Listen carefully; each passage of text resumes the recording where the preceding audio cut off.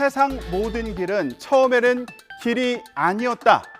그제 한동훈 법무부 장관이 했던 이 말, 국민의힘 비대위원장직에 대한 의지를 보인 것으로 해석됐죠.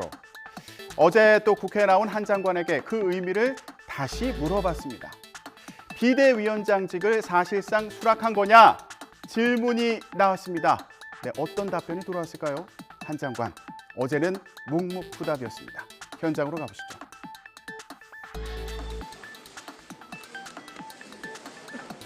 예결특위 출석을 위해 국회를 찾았는데요.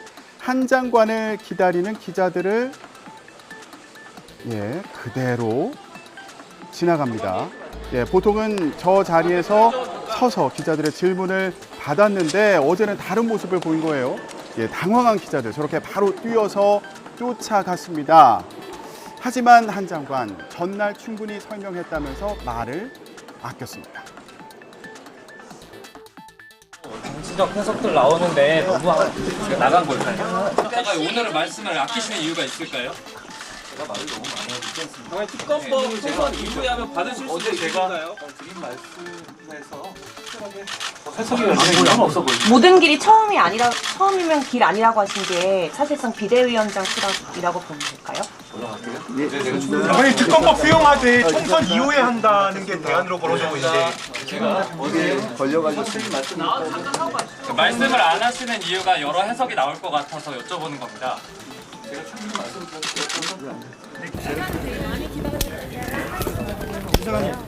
급해져가지고 처음에는 막 부담되어 얘기해줬는데 이제는 안 그럴 수 있을 것 같아요. 고맙습니다.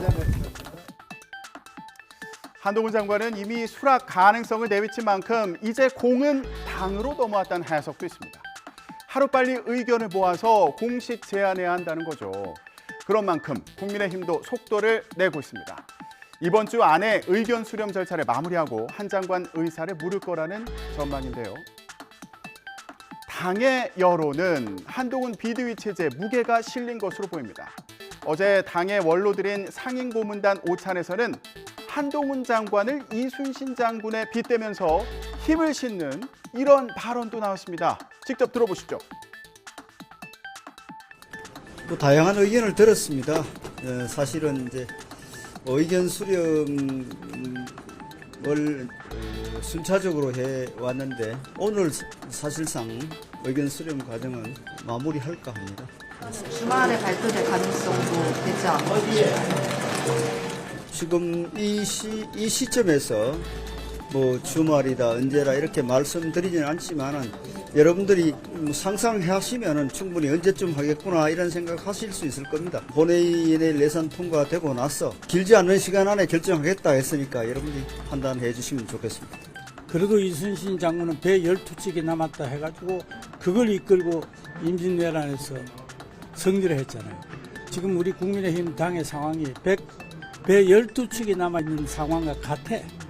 그런 식으로 등판해서 승리로 이끌어 나가야지. 선거가 지고 난 뒤에는 뭐 아껴서 뭘 해. 아무 소용도 없는 것 아니냐. 물론 상당히 뭐 여러 가지 걱정도 있는 것이지만 이 선거가 몇 달 남지 않는 이 시기에는 배 12척을 한동훈에게 맡겨보자라는 그러한 식의 중지가 되게 모아졌어요.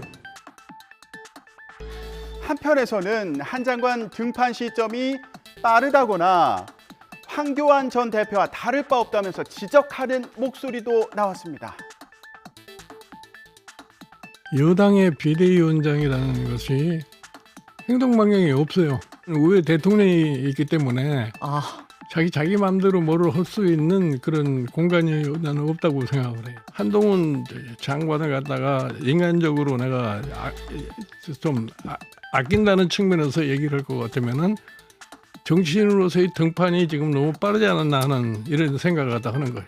지금 등판이 과연 본인을 위해서 참 좋은 등판이냐 하는 것에 대해서 생각할 필요가 있다가 한동훈 장관이 공교롭게 너무 지금 포지션에서 그러니까 1년 전 시점으로 황교안 대표가 너무 닮았다. 결국엔 정권의 2인자 위치까지 가셨어요. 총리든 아니면 지금 이제 실제 후계자든지 간에.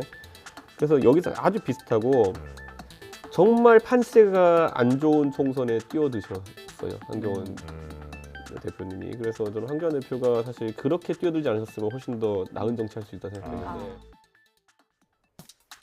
민주당은 한 장관이 김건희 여사 특검법을 악법이라고 비판한 거 두고 공세에 나섰습니다. 그러면서 소크라테스, 테스형을 불렀네요. 무슨 일일까요? 직접 들어보시죠. 악법도 법이라며 독배를 마셨다는 소크라테스에게 뺨 맞을 소리 아닙니까? 정의당은 특검 추천하면 안 됩니까? 그리고 수사 상황을 생중계하게 돼 있는 독소 조항 운운했던데 박영수, 윤석열, 한동훈 특검팀에서 최순실 국정농단 사건 때 국민의 알 권리를 위해 언론 브리핑 하지 않았습니까? 이러니 한동훈의 예의 없는 제스처, 깐족대는 말투와 입모양이 사람들의 분노를 유발하고 웃픈 사실에 턱 빠지게 웃는 겁니다. 이런 한동훈 장관을 보고 소크라테스는 뭐라 꾸짖었을지 궁금합니다. 그 궁금증을 노래로 들어보겠습니다.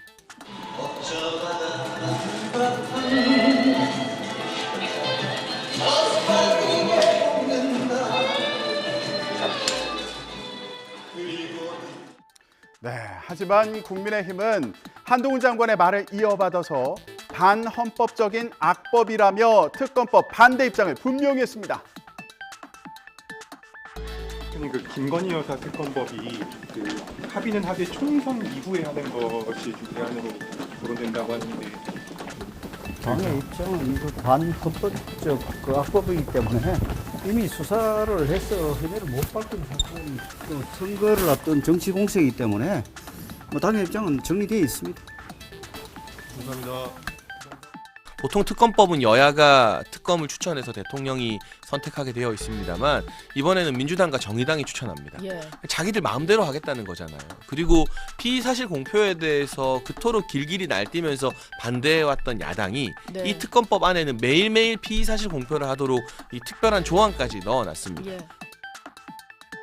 여당 내에서는 한 장관이 말한 독소 조항을 빼고 특검 수사를 총선 이후에 하는 방안을 제안할 수 있다는 기류도 있지만 민주당은 응할 이유가 없다는 입장인데요. 법 앞에 예외는 없어야 합니다. 다음 총선에서 민주당이 원하는 선전선동을 하기 좋게 시점을 특정해서 만들어진 악법입니다. 그런 악법은 결국 국민들의 정당한 선택권을 침해하는 문제가 있거든요. 그런 점을 충분히 고려해서 국회와 국회 절차 내에서 고려되어야 한다고 생각합니다. 이거 법 앞에 평등하다고 하고 법 앞에 예외 없다고 주장하는 게 지금 여당이나 지금 뭐 법무부 장관 일관된 얘기 아니겠습니까? 그렇다고 하면은 송영길 대표와 관련된 국회의원들 수사 결정적 명백한 증거가 없습니다. 그렇다면 그런 수사도 다 연기해야 되죠. 그게 맞는 거 아니겠습니까? 민주당은 오는 28일 특검법을 처리하겠다는 입장인 만큼 여야 사이 뜨거운 공방이 이어질 것으로 보이는데요. 이르면 다음 주에 출범할 거란 전망이 나오는 한동훈 비대위가 시작부터 시험대에 오를 것으로 보입니다. 지금까지 전국 브리핑이었습니다.